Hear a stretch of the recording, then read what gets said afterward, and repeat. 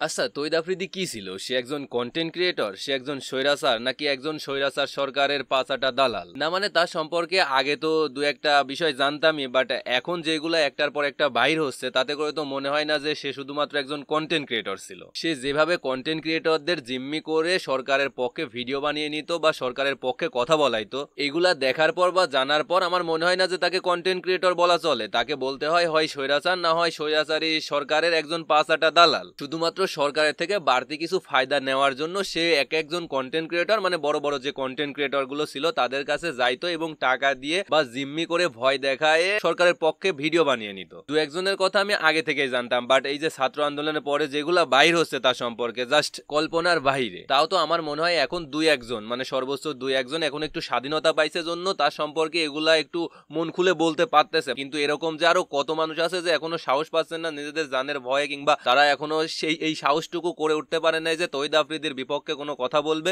এই সাহসটুকু এখনো করে উঠতে পারে না, তাদেরকে এইরকম মানে এত পরিমাণে ভয় দেখানো হয়েছে। আর আমাদের তৈদ আফ্রিদি তো এটা একা একা করে নাই, সে আমাদের ওই যে হারুন কাকু আছে না, মানে প্রশাসনের হারুন কাকু, তাকে সাথে নিয়ে বা প্রশাসনটাকে সাথে নিয়ে এইভাবে অপব্যবহার করছে। মানে প্রশাসনের যে একটা ক্ষমতার অপব্যবহার করছে বিভিন্ন ধরনের কন্টেন্ট ক্রিয়েটরদের কাছে গিয়ে, মানে যারা বড় বড় কন্টেন্ট ক্রিয়েটর আছে তাদেরকে সরকারের পক্ষে ভিডিও বানানোর জন্য জিম্মি করে থ্রেট পর্যন্ত দেওয়া হয়েছে। আমি তাসিফ খানের পোস্টটা দেখলাম, সেখানে তাকে 3 লক্ষ টাকা পর্যন্ত অফার করা হয়েছে। থ্রেট দিছে, আবার 3 লক্ষ টাকা অফারও করছে, আরো বলা হয়েছে যে আরো অনেক টাকা দেওয়া হবে, মানে যত টাকা চাই তত টাকা দেওয়া হবে, কিন্তু সরকারের পক্ষে ভিডিও বানাইতে হবে। আবার এইটাও বলা হয়েছে ওই ভিডিও নাকি আমাদের প্রধানমন্ত্রী শেখ হাসিনা দেখবে, তারপর ওই ভিডিও আপলোড করা হবে। জাস্ট একটাবার চিন্তা করে দেখেন তৈদ আফ্রিদি ঠিক কোন অবধি চলে গেছিল, মানে ডিবি হারুনের সাথে, মানে ডিবি হারুনকে সাথে নিয়ে সে কোন অবধি চলে গেছিল যে একটা কন্টেন্ট ক্রিয়েটর সরকারের পক্ষ নিয়ে ভিডিও বানাবে, সেই ভিডিও আবার প্রাইম মিনিস্টার দেখবে। আর শুধুমাত্র এর পেছনে তৈদ আফ্রিদি কিংবা ডিবি হারুন না, এর পেছনে তো আরো একজন বড় মাথা আছে, সেটা হচ্ছে আমাদের মোটিভেশনাল স্পিকার, আমাদের মোটিভেশনাল স্পিকার সোলাইমান সুকন স্যার। এই কথাটা মানে তার নামটা তো সবাই বলতে সাহস পাচ্ছে না। আমাদের আব্দুল্লাহ ইমরান ভাই দেখলাম একটা পোস্ট করছে, তার মানে সেই পোস্টের মধ্যে তিনি আমাদের সোলাইমান সুকন ভাইয়ের নামটাও উচ্চারণ করছে। এখন আপনারা বলতে পারেন যে ভাই আপনি তৈদ আফ্রিদি সম্পর্কে কতটা জানেন যে এইভাবে এগুলা বলতেছেন? ভাই আমি কতটা জানি সেটা আপনাদের জানতে হবে না, জাস্ট আপনারা যদি তৈদ আফ্রিদি সম্পর্কে আরো একটু বেশি জানতে চান তাহলে প্লিজ আপনি শায়ন্তনু কায়সারের যে একটা ভিডিও আপলোড করছে সেই ভিডিওটা একটু দেখবেন। আমি হচ্ছে কমেন্টে লিঙ্ক দিয়ে দিব।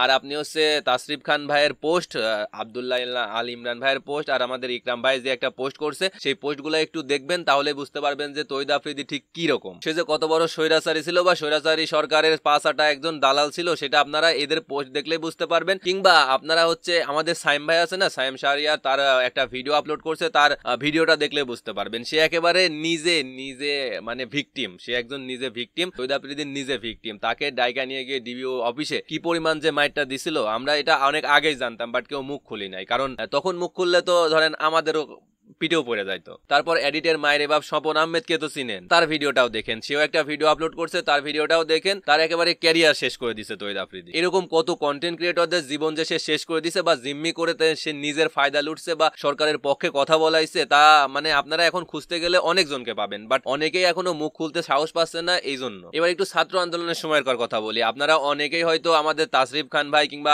RS ফাহিম চৌধুরী ভাইকে অনেক কথা বলছেন বা অনেক ট্রোল করছেন যে ছাত্র আন্দোলনের সময় এরা কেন মাঠে নাই, এরা কেন কথা বলতেছে না, আরো অনেক কিছু বলছেন অনেকে। হ্যাঁ, আপনাদের এই কথা বলাগুলো ঠিক আছে, আপনারা বলতেই পারেন, কারণ একজন কন্টেন্ট ক্রিয়েটর যাদেরকে আমরা ফলো করি, আইডল হিসেবে মানি, তাদের কাছে থেকে আমরা এটুকু আশা করতেই পারি যে আমাদের একটা বিপদের সময় বা আমরা যে একটা ভালো কাজের সময় তাদের সাপোর্টটা পাবো, এটা আমরা সকলেই আশা করি। কিন্তু আমরা এইটা জানতাম না যে এই ছাত্র আন্দোলনের সময় তারা জাস্ট একটা পোস্ট কিংবা একটু কথা বলার জন্য তাদের উপর দিয়ে ঠিক কি গেছে বা তাদেরকে কি ফেস করতে হয়েছে। আমাদের RS ফাহিম চৌধুরী ভাইয়া, তাসরিফ খান ভাইয়া, এদেরকে তো রীতিমতো থ্রেট দেওয়া হয়েছে। মানে আমাদের ইনফ্লুয়েন্সার, মানে এটি তো ইনফ্লুয়েন্সা, মানে ইনফ্লুয়েঞ্জার বা ইনফ্লুয়েন্সা ভাইরাস আছে না, এই ভাইরাসের নাম ভরে তাকে ডাকতে হবে, ইনফ্লুয়েন্সার তো না। আর সে তো এখন কন্টেন্ট ক্রিয়েটর না, সে হচ্ছে আমাদের স্বৈরাচারী সরকারের একজন পাঁচাটা দালাল। এছাড়া তাকে কিছু বলা যায় না, কারণ একজন কন্টেন্ট ক্রিয়েটরের কাজ কি? একজন কন্টেন্ট ক্রিয়েটরের কাজ হচ্ছে কন্টেন্ট বানানো। কি হচ্ছে মানে মানে আমার যে একটা টপিক বা আমি যে টপিকে কন্টেন্ট বানাই সেটা মানুষের সামনে তুলে ধরা, মানুষকে দেখানো। কিন্তু আমি সেটা না করে যদি একটা টিম বানাই যে সরকারের সাথে কথা, সরকারের সাথে আমার কি ভাই, আমাদের কন্টেন্ট মানে আমরা যারা কন্টেন্ট বানায় তাতে আমাদের সাথে সরকারের কি সম্পর্ক? সরকারের কাজ করবে, আমরা আমাদের কাজ করবো। আমরা কন্টেন্ট বানাই, মানুষকে হাসাই, কিংবা একটা নিউজ তুলে ধরি, কিংবা তৈদ আফ্রিদি যেরকম ব্লগ বানায়, সে বিভিন্ন ধরনের সৌন্দর্য, বাংলাদেশের সৌন্দর্য মানুষের সামনে তুলে ধরায়, তার কাজ এটা। সে তা না করে হচ্ছে আমাদের দেশের যে বড় বড় কন্টেন্ট ক্রিয়েটর আছে, কন্টেন্ট ক্রিয়েটরদেরকে জিম্মি করে, তাদেরকে একজনের কাহিনী শুনলাম, তাকে তো মদ খাইয়ে হচ্ছে ভিডিও বানিয়ে তাকে জিম্মি করে তাকে দিয়ে হচ্ছে সরকারের পক্ষে ভিডিও বানিয়ে নিছে বা সরকারের পক্ষে কথা বলে এক একজনকে 3-4 লাখ টাকা করে অফার করছে। তাহলে একবার বুঝতে পারছেন যে মানে সে একজন কন্টেন্ট ক্রিয়েটর নাকি সরকারের দালাল, সেটা আপনারাই ভেবে নেন। একজন কন্টেন্ট ক্রিয়েটরের কি কাজ হবে? সে কন্টেন্ট বানাবে, তা না করে সে এই দালাল এগুলা করছে। তার সাথে আবার সোলাইমান সুগন ভাই আছে, আর আমাদের প্রশাসন তো আছে, ডিবি ছিল, সে হচ্ছে মানে ডিবির কাজ কি? মানুষের জানমালের মানে যে কাজটা করা, প্রশাসনিক যে সাহায্য করা বা মানুষকে হেল্প করা, সেটা না করে মানুষকে জিম্মি করে তার ডিবি অফিসে নিয়ে গেলে তো বেধরক মারধর করে, তারপরে আবার সরকারের পক্ষে কথা বলাইছে। আপনারা হয়তো জানেন না যে RS ফাহিম চৌধুরী ভাইয়া সেই শুরু থেকে ছাত্রদের পাশে ছিল, কিন্তু কোনো রকম ভিডিও ফুটেজ বা